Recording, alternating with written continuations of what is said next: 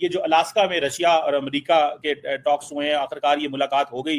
आप ताट साहब ट्रंप साहब को बहुत अच्छे से जानते हैं, आपने उनके साथ कैंपेन भी की है। ऐसा लगता है कि अपने बॉक्सिंग ग्लव्स उन्होंने उतार दी और उन्होंने बोल दिया यार ये जो डिफेंसिव हम खेलते रहते हैं इसकी जरूरत नहीं है। प्रेसिडेंट ट्रंप और प्रेसिडेंट पुतिन के बीच अलास्का में होने वाली इस मीटिंग का क्या रिजल्ट निकला? ये वाली मीटिंग किस कंट्री के लिए बहुत अच्छी साबित हुई? अमेरिकन प्रेसिडेंट और रशियन प्रेसिडेंट, और मामला है यूक्रेन का, लेकिन इससे यूक्रेन आउट होगा। यूक्रेन की बारी बाद में आएगी। उन्होंने ट्वीट जरूर किया ज़ेलेंस्की ने कि वो काबिल कबूल नहीं समझते जो भी इसमें फार्मूला प्रेजेंट है। क्लैश देख रहे हैं, ये टकराव है, ये दो देशों का टकराव है, अमेरिका बनाम भारत या डोनाल्ड ट्रंप बनाम नरेंद्र मोदी। ट्रंप जो है वो 15 अगस्त 2025 को अमेरिका के प्रेसिडेंट ट्रंप और रशियन फेडरेशन के प्रेसिडेंट पुतिन की एक मुलाकात हुई। इंडिया ही होगा जो कि डॉलर को खत्म करेगा। और अगर मैं इंडिया की इंटेंशन बताऊं तो ऑलरेडी 20 से ज्यादा कंट्रीज में जो है इंडियन करेंसी चल रही है। इंडिया प्रेफर कर रहा है कि हम जो है इंडियन करेंसी में ही डील करें। सेम लाइक चाइना भी यही कोशिश कर रहा है और रशिया भी यही कोशिश कर रहा है। तो क्या ब्रिक्स कंट्रीज की जो कोशिश है डॉलर को बड़ा धचका देने वाली, और इंडिया का क्या रिस्पॉन्स आया इसके ऊपर जी आज का वीडियो बनने वाला है। इंडिया ने डी डॉलराइजेशन पर फाइनल अपना स्टेटमेंट दे दिया। एक तरफ जो है टैरिफ की जो हीट है वो काफी ज्यादा हमें हाई महसूस हो रही है और दूसरी तरफ इंडिया का डॉलर के ऊपर बरसते हथौड़े जियो पॉलिटिक्स में बहुत ज्यादा इंटरेस्टिंग फैक्ट्स लेके आ रहे हैं। बहुत ही हिस्टोरिक नोयत की मुलाकात है जो न सिर्फ दोनों देशों के बहुत सारे मसाइल को रिजॉल्व करने के लिए एक किरदार अदा कर सकती है, बल्कि पूरी दुनिया के मसाइल को सेटल करने में भी एक किरदार अदा कर सकती है। अभी जब मैं ये व्लॉग रिकॉर्ड कर रहा हूँ तब तक दोनों की मीटिंग के जो फाइनल नोट्स हैं वो सामने नहीं आए, मगर मैंने जब BBC टेलीविज़न को चेक किया तो उनकी एक अहम खबर आ रही थी जिसमें उन्होंने कहा कि इस मीटिंग से पहले प्रेसिडेंट ट्रंप ने भारत को सज़ा देते हुए, ये उन्होंने शब्द यूज़ किए, भारत को पनिश करते हुए उनके ऊपर पेनल्टीज़ लगाई और फर्दर पनिशमेंट की वार्निंग दी है कि अगर रूस के साथ उनके टॉक्स स्मूथ ना हुए।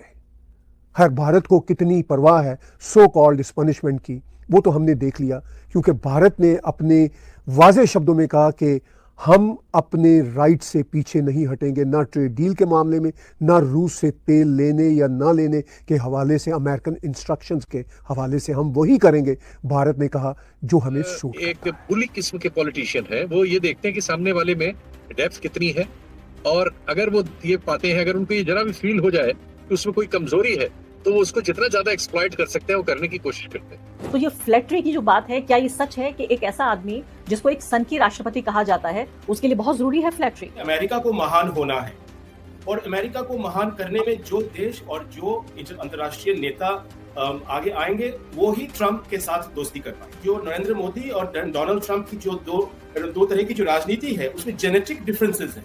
नरेंद्र मोदी कहते हैं कि भारत को महान करेंगे, डोनाल्ड ट्रंप कहते हैं कि अमेरिका को महान करेंगे। क्रिप्टो और मिनरल्स की क्या कहानी है? अमेरिकन जो लीडरशिप है उसके साथ पाकिस्तान की मिलिट्री लीडरशिप की इस वक्त की जो दोस्ती है उसका शायद एक प्लेटफॉर्म है क्रिप्टो करेंसी और ये जो रेयर अर्थ। स्टीव विटकॉफ का इससे पहले जाके मॉस्को में मुलाकात करना और फिर उसमें मुख्तलिफ मामलात का तय पा जाना। कल का आपका एनालिसिस ये कहता था कि जब दो बड़े मिलते हैं तो बैकग्राउंड में सारा काम मुकम्मल, होमवर्क मुकम्मल हो चुका होता है, तो इसे हम एक बहुत बड़ा ब्रेक थ्रू कह सकते हैं इन हालात में? नहीं, मैं नहीं समझता ब्रेक थ्रू कह सकते। अभी मैं सुन रहा था मार्क रूबियो बात कर रहे थे, इशारा किया कि हमने कुछ होमवर्क कर लिया है, जिसकी बात मैंने की थी कि कुछ ना कुछ तो होमवर्क पहले किया जाता है। उसके बाद आपने देखा कि डोनाल्ड ट्रंप का भी स्टेटमेंट एक आया कि सेटलमेंट जो भी होगी उससे यूक्रेन को कुछ अपनी जमीन जो है वो देनी पड़ेगी रशिया। इसका ये मतलब है इसके ऊपर बिहाइंड द सीन्स अग्रीमेंट हो गई है। ये अमेरिका को कोई प्रॉब्लम नहीं है जी। और रशिया अगर कहता है कि ये जमीन जो है ये अब हमारी है, यहाँ हमारी रेट चलेगी और यूक्रेन का हिस्सा नहीं रहेगी, तो इसके ऊपर सेटलमेंट हो सकती है। और ये डोनाल्ड ट्रंप ने, अब बड़ी इंटरेस्टिंग बात ये है, दो तीन चीजें इसमें मैं कहना चाहूंगा। इसका मतलब है कहीं तो प्रोग्रेस तो हुई है, जो ये मार्क रूबियो ने जो बात की है, मगर इंटरेस्टिंग बात यह है कि दो, एक तो ये कि क्या रशिया का सिर्फ यही डिमांड है या और भी कोई डिमांड है जिसका भी जिक्र नहीं आया है, उसके ऊपर और बहस होगी। के लिए अच्छी नहीं रहेगी और अमेरिका और रशिया के लिए ये कैसी रहेगी? प्रेसिडेंट पुतिन और प्रेसिडेंट ट्रंप की इस मीटिंग के बीच सिर्फ जो बातें हुई वही नहीं, बल्कि कुछ ऑप्टिक्स और कुछ डायनामिक्स ऐसी हैं जो सिर्फ आप तस्वीरों के जरिए ही समझ सकते हैं कि इस मीटिंग में क्या हुआ है। अलास्का अमेरिका की वो स्टेट जिसमें मिलियंस ऑफ डॉलर्स में अमेरिका ने रशिया से ही उसको परचेज किया था, और आज प्रेसिडेंट पुतिन वहां पर पहुंचे और वहां पर प्रेसिडेंट ट्रंप और प्रेसिडेंट पुतिन के बीच ये वाली एक मीटिंग हुई। No ceasefire, no deal until deal. कहा जा रहा है, American media, maximum American media ये कह रहा है कि इस मीटिंग के अंदर प्रेसिडेंट पुतिन जीत गए हैं। पूरा रन होगा, अब होगा अटैकिंग मोड। और मोदी जी सिर्फ कहां पे अटैक करने वाले हैं, मैं कोई पाकिस्तान, बांग्लादेश, म्यांमार इनकी बात नहीं कर रहा हूं। हर जगह पर आपको अब अटैकिंग मोड दिखाई देगा, भारत के अंदर भी और भारत के बाहर भी। अब ये क्यों बोल रहा हूं भाई, अब तो दुश्मनों ने, मैंने पहले दिखाया था आपको, दुश्मनों ने अब हमारी संस्कृति, हमारा खाना, इवन की मोदी जी की डिप्लोमेसी को उन्होंने स्टडी करना शुरू कर दिया। क्या समझते हैं ये डोनाल्ड ट्रंप की बहुत बड़ी कामयाबी है?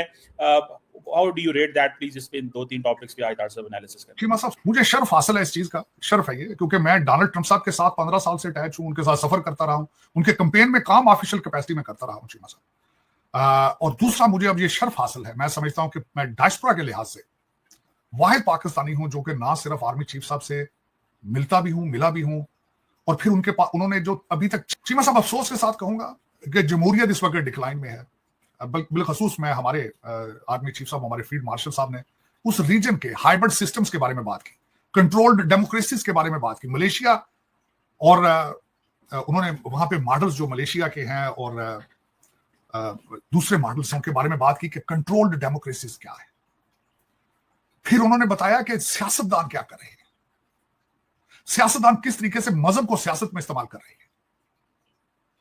बड़ा खतरनाक विजन है चीमा साहब, बड़ा खतरनाक विजन, कि किस तरीके से इलेक्शंस पे मजहब को इन्वॉल्व करके, जंगों को इस्तेमाल करके ये करने वाले, ये भी सियासतदान, ये भी उन्होंने बताया। बीबी नेतन्याहू की मिसाल दी कि वो भी सियासतदान है, डिक्टेटर नहीं है। तो चीमा साहब दर हकीकत ये चीजें उन्होंने जिक्र किया, और फिर उन्होंने बिलखसूस इस बारे में, और आज अलास्का में डोनाल्ड ट्रंप और राष्ट्रपति पुतिन दोनों मिले। पहले तो बॉडी लैंग्वेज बताइएगा कि राष्ट्रपति पुतिन की जो। जय हिंद, नमस्कार, सत श्री अकाल दोस्तों, आप देख रहे हैं P5 न्यूज।